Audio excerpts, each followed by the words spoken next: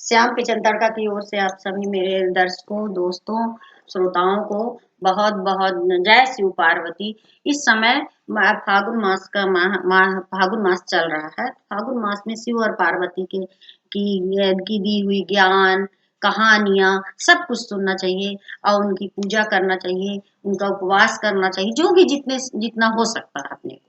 तो मैं इसमें कुछ अपना बताना चाहती हूँ। शिव और पार्वती के बीच का प्रसंग है जो कुछ ये है, ऐसा है कि इसमें ये है कि इसमें तीन चीजों को बताया है कि ऐसी सबसे नरम चीज क्या है और सबसे मीठी चीज क्या है। ऐसी कौन सी आदत मनुष्य की ऐसी कौन सी आदत जो अमीर से गरीब बना देती है। तो इस तरह का कुछ है। तो एक बार का क्या है कि भगवान शिव जी अपना हिमालय पर्वत में तपस्या करने के लिए बैठे हुए थे। तभी पार्वती जी उनसे मिलने के लिए विचार की और प्रस्थान करी। तो मृत्यलोक से जा रही थी, पृथ्वी मृत्यलोक में जा रही थी। तो रास्ते में सब जगह संसार में ये कहीं कोई बहुत दुखी है, कहीं कहीं बहुत बहुत सुखी है, कोई बहुत दुखी है, कोई बहुत सुखी है।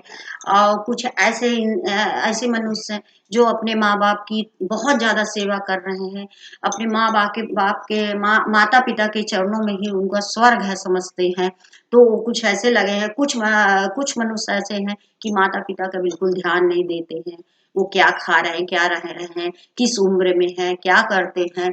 तो यही चीज सब पार्वती जी सब जीव जंतु मनुष्यों में सब देखते हुए जा रही थी। मन में तरह तरह के उनके प्रश्न उठ रहे थे। तो जा रही थी और इतने में यही सोचते सोचते वो हिमालय पर्वत में शिव जी के पास पहुंच गई। तो शिव भगवान बोलते हैं कि हाँ कैसे पार्वती यहाँ कैसे आई हो। तो बोले प्रभु मैं आपसे मिलने के लिए आई हूँ, कुछ मेरे मन में तीन प्रश्न उठ रहे हैं, तो उसका उत्तर मैं चाहती हूँ आपसे प्रभु। तो बोले कि ऐसी क्या बात है, बताओ कौन सा ऐसा प्रश्न। तो वो बोलती हैं संसार में ऐसी सबसे नरम चीज क्या है, संसार में सबसे नरम चीज क्या है और सबसे मीठी चीज क्या है, और ऐसी कौन सी आदत है जो अमीर से गरीब बना देती है मनुष्य को। मनुष्य की कौन सी ऐसी आदतें हैं जो अमीर से गरीब बना देती। तो बोलते हैं कि ठीक है, तुमने तो अच्छा प्रश्न किया। मैं बताता हूँ, मैं कुछ ऐसी कहानी बताऊंगा, कथा बताऊंगा जो पहले पुरानी है, ऐसी कथा है, कहानी है, जो कि उसी कहानी में तुम्हारे तीनों प्रश्नों के उत्तर मिल जाएंगे तुमको। यदि तुम पूरा सुनोगी तो आप पूरा मेरी कहानी को ध्यान पूर्वक सुनना और तुम्हारे ये सभी तीनों प्रश्नों के उत्तर तुमको मिल जाएंगे। तो कुछ सब बोलते हैं कि एक ऐसा था कि एक सौदागर था जिसके तीन बेटियां थी। वो बहुत ही सुंदर सुशील बहुत अच्छी थी बेटियां। तो सौदागर जो है तो बढ़िया रहता था, अच्छा सा धनी था, पैसे वाला था, व्यापार करने के लिए भी जाया करता था। तो उसकी तीन बेटियां थी। तो एक बार क्या हुआ कि व्यापार करने जाना था उसको।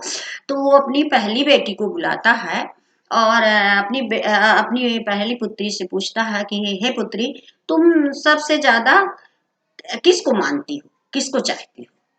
तो पुत्री बोलती है कि मैं नहीं, ये पूछता है कि हे बेटी तुम मुझको कितना चाहती हो, कितना मानती हो। तो बोलती है कि पिताजी मैं अपने से भी ज्यादा आपको चाहती हूँ। तो उसका पिता बहुत सौदागर बहुत खुश होता है कि मेरी बेटी मेरे को कितना चाहती है। तो बोलता है कि मैं व्यापार के लिए जा रहा हूँ, व्यापार के वास्ते, तो तुम बताओ तुमको क्या लेके आऊंगा। तो वो बोलती है मुझे सोने की थाली लेके आना। तो बोलता है ठीक है मैं लेके आऊंगा। फिर दूसरी बेटी को बुलाता है और बोलता है कि बताओ बेटी तुम सबसे ज्यादा किसको चाहती हो, हाँ तुम मुझको कितना चाहती हो। तो दूसरी बेटी बोलती है कि मैं संसार में सबसे ज्यादा मैं आपको ही चाहती हूँ। उसमें बहुत खुश होता है सौदागर। तो खुश होके बोलता है कि बताओ मैं व्यापार के लिए जा रहा हूँ, बाहर जा रहा हूँ, तो तुम्हारे लिए क्या लेके आऊंगा। तो बोलती सोने का पंखा लेके आइएगा। तो बोल रहा ठीक है, खुश होके बोल देता। अब तीसरी पुत्री का आया बारी।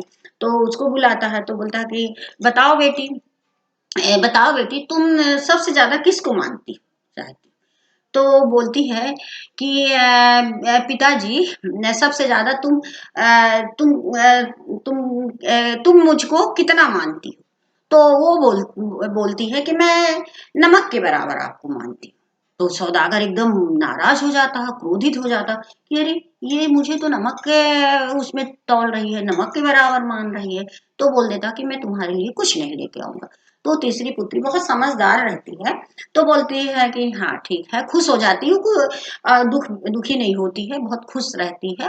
और वो सौदागर व्यापार के लिए चला जाता है, और व्यापार करने के बाद जब घर वापस आता है, तो पहली पुत्री को जो मंगाई थी सोने की थाली, दूसरी पंखा, और तीसरी पुत्री को कुछ नहीं ले आता, क्योंकि उससे नाराज होता है कि मेरे को नमक के बराबर मानती, मेरे को कुछ भी नहीं मानती।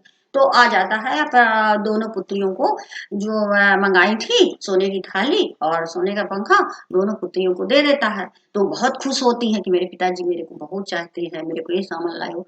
और तीसरी पुत्री को कुछ नहीं लाता, बोल रहा कि तुम तो नमक के बराबर मुझको चाहिए, मैं तुम्हारे लिए कुछ नहीं लाया। तो बोलती कोई बात नहीं। तो खुश रहती तब भी। तो फिर ऐसे चलता रहता। एक बार क्या हुआ कि राजकुमार आया, और वह राजकुमार वही सौदागर के घर के पास खड़े हो गए। तो उसकी तीसरी वाली पुत्री निकली। तो उसको देखकर बहुत सुंदर थी, वो तीसरी पुत्री समझदार, सुंदर, सुशील, सब कुछ थी। तो वो देख के वह मोहित हो जाता है राजकुमार, बोलता है तो बहुत अच्छी। तो फिर सौदागर से बोलता है कि सौदागर, मैं तुम्हारी तीसरी पुत्री से जो ये पुत्री तुम्हारी है, मैं इससे विवाह करना चाहता हूँ, मुझे पसंद है, मैं इसको अपने साथ ले जाऊंगा। तो वो सौदागर बोलता है कि नहीं राजकुमार, मेरे तो और दो पुत्री इससे बड़ी, पहले उनका विवाह करूंगा, इसके बाद इसके बारे में सोचूंगा। तो सोचूंगा। तो फिर वो राजकुमार बोलता है कि अच्छा, आप अपने पहली पुत्री को, बेटी को दिखाओ। तो पहली बेटी को देखता है, तो बोलता है कि ठीक है, मेरे साथ में इसी को भेज दीजिए, मैं इससे के साथ बातचीत करूंगा, देखूंगा कि इतनी समझदार है क्या है, कैसी है, मेरे लायक है। तो फिर मैं विवाह के लिए आपसे प्रस्ताव रखूंगा, नहीं तो आपकी बेटी मैं आपके घर पहुंचा दूंगा। तो सौदागर तैयार हो जाता है, राजकुमार उसको लेके जाता है अपने महल में, और अपने नौकरों को, दासों को, दासियों को बोलता है कि इनको अंदर ले जाओ, और अच्छा अच्छा नर्म आसन में इनको बैठाओ, अच्छा स्वागत सत्कार करो। तो अच्छा सा भाई राजकुमार है, महल में तो सभी चीजें होती हैं, तो नरम आसन उनको देते हैं, नरम नरम आसन देते हैं उनको, उसकी पुत्री को बैठा देता है, और बैठती है। तो तो बोलते हैं वो आप नरम आसन में अच्छा बैठती है, फिर दासियों को बोलते हैं कि इनको अच्छा स्वादिष्ट मीठा शरबत पिलाओ, बना के ले जाओ। तो दासियां ले जाके पिला देती हैं। तो जब वो पी लेती है और बैठी है, तो फिर राजकुमार आता है, तो पूछते हैं कि क्यों तुम जो है ये इतना नरम आसन में कभी पहले बैठी हो, और इतना मीठा शरबत स्वादिष्ट कभी पी हो? तो वो बोलती है कि नहीं, आज तक मैं कभी इतने नरम आसन में कभी बैठी नहीं हूँ, और ना इतना मीठा शरबत पी। तो फिर वो समझ जाता है कि इसको, ये समझदार नहीं है। तो उसको ले जाके उसके पिता के पास पहुंचा देता है। फिर दूसरी पुत्री को लाता है उसके। तो इसी तरह करता है, बैठाता है नरम आसन में, और मीठा शरबत पिलाने के लिए बोलता है। फिर उससे वही पूछता है राजकुमार कि तुम इसके पहले इतने नरम आसन में कभी बैठी हो, इतना मीठा शरबत पी हो? तो वो भी बोलती है कि नहीं, मैंने तो कभी नहीं पिया, और आज पहली बार, आज जिंदगी में मैं पहली बार इस तरह नरम आसन में बैठी हूँ और मीठा शरबत पी हूँ। तो उसको भी पहुंचा देता है। फिर तीसरी वाली है, उसके बेटी को लाता है, तो इसी तरह बैठाता है उसको। फिर उससे प्रश्न करता है कि बताओ, तुम इस तरह नरम आसन में कभी बैठी हो, मीठा शरबत पी हो? तो बोले कि नरम आसन, इस नरम आसन से भी अच्छा मेरे माता का गोद था। उसने बोलती है, मैं इससे भी नरम आसन में मैं बैठी हूँ, अपनी माता की गोद में खेली कूदी हूँ, और इससे मीठा शरबत क्या, इस मीठा शरबत से मीठा मेरे माता का दूध था, मैंने पिया है। तो खुश हो जाता है राजकुमार, बोलता है कि अरे, ये तो बहुत समझदार है। फिर ले जाके सौदागर से बोलता है कि मैं तुम्हारी तीसरी बेटी से विवाह करूंगा, मुझे पसंद है। अब वो विवाह करता है, और विवाह करता है, तमाम विवाह विवाह करने के बाद सबको आमंत्रित करता है, निमंत्रण देता है, सबको बुलाता है, अच्छे अच्छे पकवान बनाता है, अपने ससुर को बुलाता है, सब को बुलाता है, और उसमें नमक नहीं डलता है। जो ससुर के उसमें था, उसके पिता के, लड़की के पिता के भोजन में इतना मीठा सब कुछ था, पर नमक नहीं था। तो वो सौदागर अच्छे से बहुत खुश होके आता है, भोजन करने के लिए बैठता है, पर उसमें नमक ही नहीं है। तो बोलता है कि अरे ये क्या फीकी चीज है, जिसमें इसमें नमक नहीं है तो कुछ भी नहीं है इसमें, तो हम इसको नहीं कर सकते हैं। तो फिर वो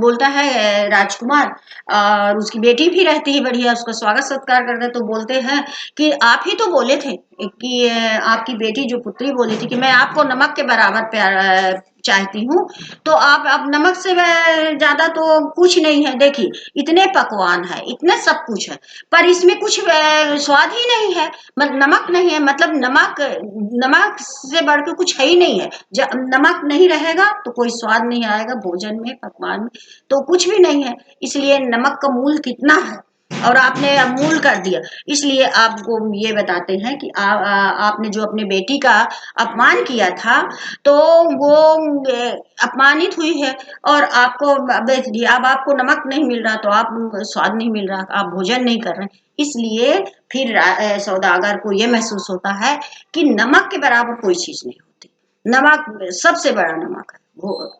इसलिए ये इस कहानी में बताया गया है सब चीज। भोलेनाथ ने पार्वती माता को ये सब चीज कहानियां बताई। उन्होंने कहा कि हे भगवान, हे प्रभु, मुझे अपने आपके ये बताए हुए कहानियों में मेरे तीनों प्रश्नों के उत्तर मिल गए हैं, और हर इंसान को अपने माँ बाप माता पिता की सेवा करना चाहिए, उन्हीं के चरणों में स्वर्ग है, सब कुछ है। और कितना भी आप चारों धाम कर लो, कुछ भी कर लो, अपने माता पिता की सेवा मत करो। हम नहीं कहते कि आप रोज मालिश करो, पैर दबाओ, पर उनके भावनाओं का ख्याल रखो, आप उनको थोड़ा खुश रखिए। अपने घर में बुजुर्ग लोग ज्यादा आपसे कुछ नहीं मांगते, बस उनको रहने के लिए जगह चाहिए, दो रोटी खाने के लिए कपड़ा चाहिए, बस इतना चाहिए। हे प्रभु, हे प्रभु, आप यही प्रभु शिव पार्वती जी यही उपदेश देते हैं। यही कह के मैं अपना वीडियो बंद करना चाहती हूँ। नमस्कार।